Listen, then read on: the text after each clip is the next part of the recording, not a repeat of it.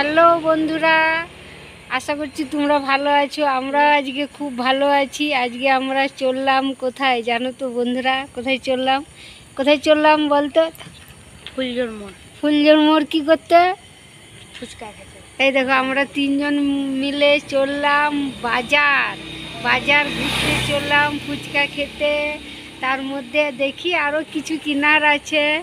কিরে তুই কী খাবি কিছু বল? দেখছো কিছু বলছে না। আমরা তিনজন মিলে চললাম বন্ধুরা। ঠিক আছে, টাটা টাটা। হ্যালো বন্ধুরা, এখন আমরা একটু দরকারের জন্য এলাম, তোমাদিকে শেয়ার করছি। একটু দরকারের জন্য এলাম।